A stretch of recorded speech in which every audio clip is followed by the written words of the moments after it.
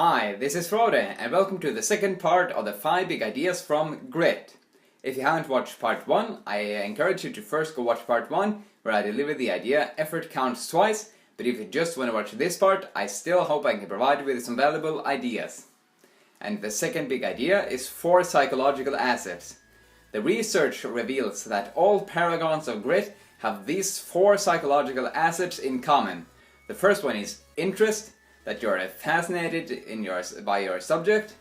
Then you have practice, you are willing to put in the endless hours to get better. Then you have purpose, you have a sense that your work matters to someone or something.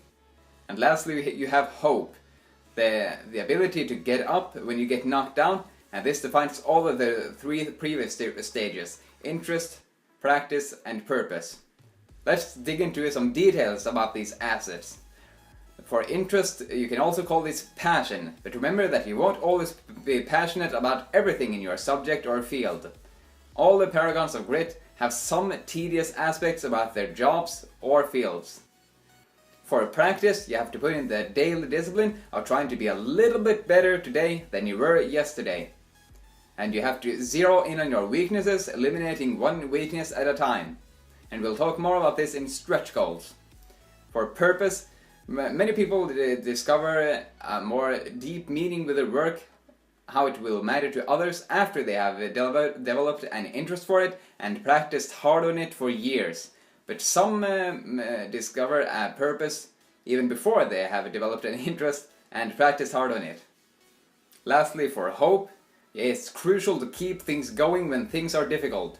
If you stay down when you get knocked down, grit loses. If you get right back up after you get knocked down, grit prevails. If you can't seem to find that you have these 4 psychological assets, don't despair. The 4 psychological assets of interest, practice, purpose, and hope are not you have it or you don't commodities. You can learn to discover, develop, and deepen your interests. You can acquire the habit of discipline. You can cultivate a sense of purpose and meaning, and you can teach yourself to hope. And the best way I know of doing that is to just pick an interest and try to become so good they can't ignore you. A title of a book by Cal Newport explaining how a complete focus on becoming good at something, building your skills, will eventually build your passion for something. The third big idea is stretch goals. Unlike most of us, experts are logging thousands upon thousands of hours of what the psychologist Anders Ericsson calls deliberate practice.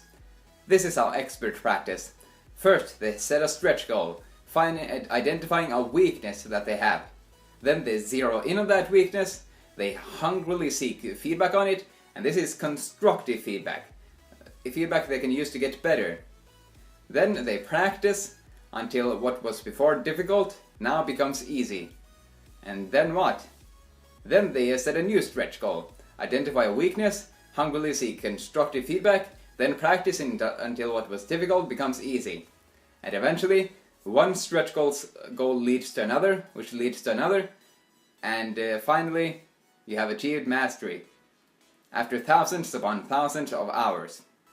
As Angela says, this is how experts practice. First, they set a stretch goal, zeroing in on just one narrow aspect of their overall performance. Rather than focus on what they already do well, experts strive to improve specific weaknesses. They intentionally seek out challenges they can't yet meet. It's a way too common thing to practice too easily. I have experienced this myself, since I haven't been practicing as good as I could for running, for working out, and for studying. But this leads to a lot of frustration over time. Let's instead set some stretch goals by zeroing in on our weaknesses, hungrily seek feedback, improve on our weaknesses, and then set a new stretch goal, again and again and again. What is your stretch goal right now? If you liked part 2 of the 5 big ideas from Grit, I encourage you to also watch part 3, which is the last part. There I deliver the ideas 3 bricklayers and conform to grit. Thanks for watching, and I'll see you soon!